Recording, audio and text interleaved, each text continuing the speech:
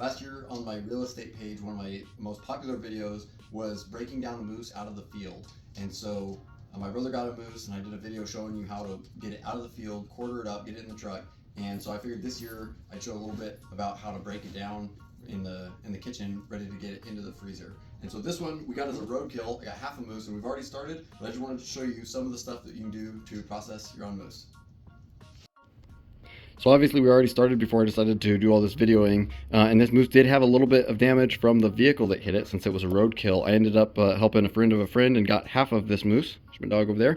And so on the ribs, the rib that I got did have some of the damage, and what we're doing is we're in the process of cutting all the meat off of it for burger and sausage is what we're doing on that. So it's pretty self-explanatory. You get any of the damaged stuff, damage, whether it's by bullet or truck or dirty or anything, you cut it away, and then all the good premium meat and stuff goes over here. We'll be grinding that tomorrow. All the stuff that is a little bit weird, you know, bloodshot or whatnot, we're putting in scrap piles that we'll grind up for the dogs so that we don't waste anything. There's always a little bit of waste when you shoot something or especially hit it with a vehicle. This really wasn't that bad, and we thought that it was even less, but once I started cleaning those ribs, it was pretty bruised up there. So we do have a little bit more burger rib meat than I thought. All right, so this is the front quarter, and when I get it all cleaned up, make sure there's no hair or anything on it. What I'm gonna be doing first is taking off this shank. And I'm no expert butcher. A lot of times we take our moose to the butcher because it's such a big project, but I only have half of this one, and because it's the middle of the winter, it stays plenty cool in my garage. Sometimes we get moose in August, and I just don't have a place to store it to keep it, you know, cool while we cut it up. So we're gonna start with this one. We're gonna be cutting down here and taking that lower shank off. What you do with it is up to you. Some people actually throw it in the crock pot and cook it all down, or you can turn it into burger or sausage. This is the front quarter, front shoulder of this moose. This is the inside of that same quarter, and down here there's some big chunks of fat that may have a gland in it that it's going to give off some crazy flavor. So any big chunks of fat in this section, we're gonna remove that. Some of the other fat will end up in the grind. If it's excessive, we'll pull it out. But any big weird chunks like that will be getting skipped. Yep. This piece here isn't quite part of the leg. I mean, it's on it now. I'm going to cut that piece off and this piece off and put it over in the grind so that I got better access to cut this. And if you're a real butcher watching this, it may be funny because I'm not actually that skilled. I'm just showing you how we do it as a typical Alaskan, not as a professional, obviously. All right, so I got that piece of meat out of the way into the grind so that I can take this shank off. And I wanted to point out that huge artery right there. You're not aiming for the front shoulder for, I mean, the lungs behind the shoulder and stuff. But if you hit that artery, it would bleed out pretty quick. That's a huge hole. And there's that chunk of fat with that gland on it that I was talking about. That would be weird tasting and stuff. So I want to make sure that that doesn't end up in the grind. And I'm ready to take that shank off. All right, got that taken off. Got my audience down here. Going to shame on this one. Get that bone separated from that bone. And I think some people cut this up and throw it in a roast. That whole thing would be a roast on a deer. I'm still deciding whether I'm going to take that whole thing off for a burger or try to turn a roast. I'm going to cut down both sides of this bone here, take that whole chunk of meat off, and decide what to do with it later, whether I'm grinding it or not. Flays off that bone pretty easily, actually. You just follow it around so far. Alright, so that flayed off pretty good. Throw it back together for a roast. I'm probably going to end up burgering that. There's a bunch of sinew in it, which would roast down just fine. But I'm a big fan of burger, and might make some breakfast sausage. We'll see. But that came off pretty easily. And then we got this nice clean bone. Might take another couple tiny pieces off of it, but it's pretty clean. You can give this to your dog or make bone broth. I think my dogs are probably going to want it. We'll talk about it. Then when you're just cleaning the meat up, sometimes there's some dry, hard stuff, depending on how long it's been out, or sometimes there'll be some dirt or something on it. Just try to clean that up real thin. I'll get any meat I can for the burger grind, but any of that stuff that you can clean up, I want the human meat to be super premium. Anything that's less than premium is gonna, we'll make sure that the dogs get it so we don't waste anything, but want the human meat to be real nice. So you've got the top of that shoulder left. Right here is that shoulder blade that comes down over here. And this is the top of that bone that comes up. Looks like a paddle in there. We'll look at it when we're done. Here we've got a flat iron steak, if we can figure out how to get that off. And then got the mock tender there that we can see if we want to do steak or what we want to do with that when we pull it off and take a look at it. All right, so we got that first chunk off pretty good. Not perfect, but pretty good. And a bonus here, since I'm not a professional, is anything that I mess up or isn't quite right or there's a little bit left over, all that ends up in the grind. And moose burger is delicious. Plus I might make some sausage too, breakfast or Italian sausage. But anything that you don't do perfect is fine. You can clean it up later and get that out of it. So I'm getting this piece pulled up here. Seen people online just like rip it out, but I think it has to be the right amount of frozen, which mine is partially frozen, but trying to finish pulling that off for the flat irons. I started filming this when I was cutting it up after I did the back straps, and we had the heart and the liver already out and away. So this is mostly just the quarters, but we did have the back straps all cut up and ready to package also. So just throwing that out there, that happened before I got the camera out. All right, so there's that shoulder blade or scapula and the two pieces of meat that came off of it. I think I can get a couple flat irons out of this and maybe some other steaks out of that. It should be hard to do on a deer, but with a moose, I think it's going to be big enough to have some nice steaks off of. Side note, the scapula is a pretty good moose call. When it dries out, you can use it to scrape on trees and stuff. The problem is when it gets wet, like if it's raining, then it doesn't work at all. And nowadays most people have a fiberglass or plastic caul that they use instead, but use it as a scraper and a visual aid. Very, very common moose caul. Right, Pepper? Yeah, also I don't know if you can tell, but that's a little bit frozen, so the pulling it away from the bone trick didn't work quite as well. I had to cut it. Might be able to scrape a little bit more of that off for the grind, but I got the vast majority of it. All right, so we've still got this huge chunk of meat on the front shoulder, both this side and on this side. Just a lot of meat here. I think I'm gonna try and get this big triangle piece out and probably make a roast or something out of it, and then there'll probably be a lot of leftover pieces that end up in the grind for the burger. So that's coming off real nice. It is a little bit frozen there in the middle, making it a little bit more difficult, but it's doing pretty good, right, Zelda? All right, so taking this meat off of this bone here, and you can see this is a different muscle group. I'm gonna take that off and clean it up. If you just take them off in the biggest pieces possible, then you can decide kind of what to do with them at that point. So that one I just cut that right off, and I'll finish taking the rest of this piece off the bone. All right, so we just took that big chunk off of that leg. Still got quite a bit of cleanup for burger off of this bone, mostly on this side. As far as this chunk of meat goes, we're gonna take off some of this fat and gnar stuff there, so we've got nice big chunks of meat to work with. Got some of that fat and stuff off, so we're gonna take these muscle groups off. All right, so I've taken this down quite a bit, and I'll be honest, I don't know if this is a steak cut, but it's looking really premium down there. So I'm gonna square it off and see if I can get some steaks out of it, and we'll see how it goes. All right, so I just cut that up. I'm gonna take the end pieces and throw them into the burger, since I'm not sure if these are great steaks or not. They look delicious. It's hard to cut because they're half frozen and half not, so they didn't come out perfectly consistent, but they're looking great. I'm gonna label them so I know exactly what they are. If I like them and they turn out good, we'll do this again. They're front quarter steaks from this portion here. And I'm just gonna finish cutting off all the meat on this. There's still quite a bit of meat, especially on this side, that's gonna end up in the grind for burger and such. Some of this meat on the scapula here is frozen on so hard. I'm gonna work on the other quarter, or work on some other meat and let it thaw out before I finish getting that. I don't want to leave that much meat on the bone, but it's frozen, so we'll come back to it in a little bit. So anyways, back to this piece is the mock tender, which I've never done like that. We usually either turn it into burger or whatnot, but it's supposed to be pretty good as a steak. So we're gonna try it this time. Just cook it up like that, put some chimichurri or something like that on it, see how it turns out. So then for the flat iron steak on this side, flayed that off of there like that. There's some sinew in the middle. We're gonna go down this side and then flip it over, cut the meat off of that side. I've never done this before, so we'll see how it turns out.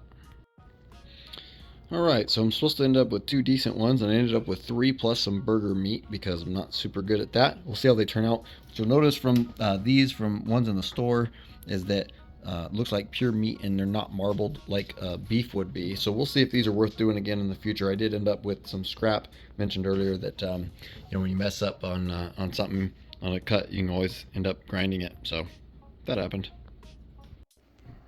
All right, so there's a little scrap left to pull off of the front quarter that's frozen down. I'll get it shortly, but here we're going to start breaking down the hind quarter, which is quite a bit bigger. It looks similar size. The front quarter is actually taller, but the hind quarter is quite a bit thicker. It's hard to tell, but it is a lot heavier and bigger. So we're going to cut this tendon here and then work on this and get this meat off so we can get rid of this whole bone here, and then start on the good stuff where there's going to be some nice steaks to chew on. So I cut that tendon, cut around there. That's exposed bone. I'm gonna come up here and get that cut off, follow that muscle line in, and get that shank removed. Zelda, what are you doing? Hey, how do you know that's for you? You're lucky that's for you. You're gross. That shank meat's got a lot of sinew and stuff in it. It's hard to see, but we're going to end up putting that through the grind to make fantastic moose burger. Got this leg off. I'll end up trimming up more of this off for burger before the dogs end up with it.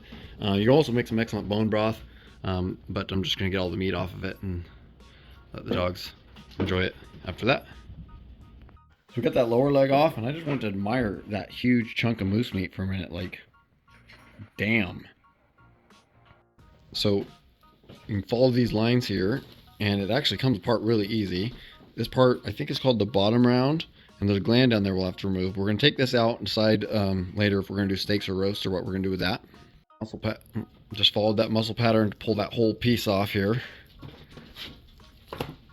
And there's that gland we're going to remove. Any other fat or weird stuff that we don't eat. There we go. Boom. Looking good. Then we're going to get this piece here, pull that off. And this was the end of the back strap, so that's some really nice stuff. We did cut it more than we wanted when we were pulling it off of the moose. Shout out to Alaskan Brewing Company there with Twister Creek IPA, Denali Brewing Company. So we're going to pull this piece off and this piece. Alright, so you just saw me pull this piece off, and then this next piece is called the round tip or sirloin tip, and I did have to look it up. It's called both different things. It's not to be confused with a sirloin steak. It's the sirloin tip or round tip, and it's a pretty solid, huge chunk of beef. Not beef, moose in this case, but a really nice chunk for roasts or steaks. So there's that one completely cut off. That is a nice big chunk of meat. We're going to try steaks out of it this time and see if we like it that way, or if it's not tender enough, we'll just do roasts in the future or burger. If you're still watching, please subscribe, but also throw your favorite moose recipe in the comments, please. Okay, so backtracking to the front leg where I had taken the shank off, I decided to cut this piece off and just put it in a burger, and took the back end, or the larger part of the shank, and I'm going to do a roast out of just that, because I didn't want to do steak out of it. I got lots of steak going on. Alright, so now I took that piece off. We're going to take this piece off and take a look at that. Alright, so I think that's actually part of the back strap. We're going to cut it into steaks, even though I sliced it up some when we're getting it off the moose. Remember, it was dark and also negative 20 degrees when we were pulling this moose off the side of the road. So forgive a little bit of oops there. We got all the meat, but if it's not cut perfect, it was extenuating circumstances, inclement weather. So remember, the lower leg was down here. This is kind of part of the shank, but it's called the heel of the shank. We're probably going to end up burgering that one at this point. It's a nice chunk for roast if you want. Might do that. Anyways, we're going to cut that off and decide. Yeah, so it's got a little much for, sinew and such for steak, but that's probably going to make a pretty nice roast. So we'll throw that in the pile for roast instead of burger this time, but could go either way. So here I'm trying to get this eye of the round off, and I think it's easier on beef where there's more fat, so you can see where this separates perfect. I am not confident I'm doing this right, but we're doing what we can. If you're enjoying my Alaskan content or investing content or real estate in general, please subscribe. It really helps. Alright, well, pretty sure I did not get that off right. I'm not sure exactly how that went. Should have left it on and done a whole round steak, but I'm probably going to do a round steak out of that side, and smaller ones out of this, because I love steak. Alright, so we got that top round off there, and we're going to go ahead and cut that into steaks, because we love steaks. Alright, so I got that whole back separated. I've got them labeled of what they are, so I can label them properly in the freezer, and now I'm cutting them up into steaks, and the leftover scrap pieces will end up in the burger grind. So there's some of that round steak. Hope it looks as good in the video as it does in person, because damn. Okay, had to have an intermission here to eat some of it. Zelda. She'd like some. It's amazing. It's absolutely amazing. There's the back strap off that moose. Got steak ready to wrap. More steak and roast ready to wrap. More steak and roast ready to wrap, and a ton of burger and grind.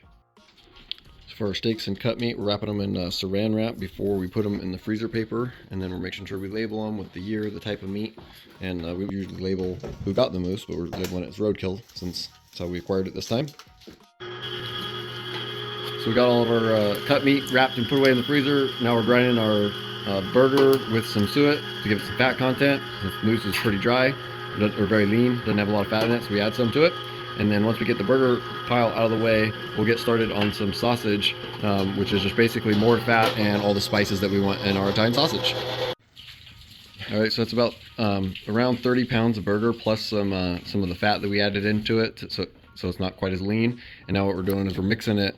It's just a chore, but we're getting it all mixed up so that all the white fat is more evenly spread out. So we're basically just getting it all mixed in, and then we'll run it through one more time on a little bit finer ground and get it packaged up before we start the sausage. We got all mixed in. We're doing our second grind, so we'll be ready to package that when it comes out. It's all ready for burger. So we're getting them packed up just like the cut meat with double saran wrap and then freezer paper, 1 to 2 pound packages. We could do the tubes, but we didn't have any tubes, and this works really well for the burger too. So about to wrap this up, and then we'll get started on the sausage. So we got about 50 pounds, give or take, of our moose burger with our extra fat put in it, and then now we're ready to put this in the freezer and get started on the sausage. There's our spice mix for our sausage. We've got 10 different spices, including garlic there on the side. So we'll get that mixed in and run it through the grinder one more time before packaging. So getting those spices all mixed in a little bit at a time. Spices and garlic make it a real nice sausage. And I missed the video on wrapping up that sausage, but basically once we got it ground the second time, we just got it packaged just like the burger was. There's some meat that was damaged from the vehicle impact and bloodshot, or chunks of gristle and fat and weird stuff. Anything that was not fit for human consumption, we grind up for our puppies so we don't waste it. We try to get everything into the human pile as we can, but whether it's a bullet or a truck, there's usually some. There was a decent amount of rib meat that was subpar. When you grind it up, it looks really good, but it's just, we know going in it's not quite premium. So there's my hand for scale. That's the heart. I already started cutting it up. My wife found a recipe to smoke it, which we've never done before. It turned out pretty good. We usually have it on sandwiches, and I think it'll be pretty excellent on sandwiches, and also just eating like that. So that's the gist of how we cut up a moose to get it in the freezer when we are processing it ourselves, or at least half a moose there. So if you do things different, or if I messed up on anything, please drop it in there. Again, I'm not a professional butcher. We're just Alaskans trying to get some meat in the freezer. Have a nice day.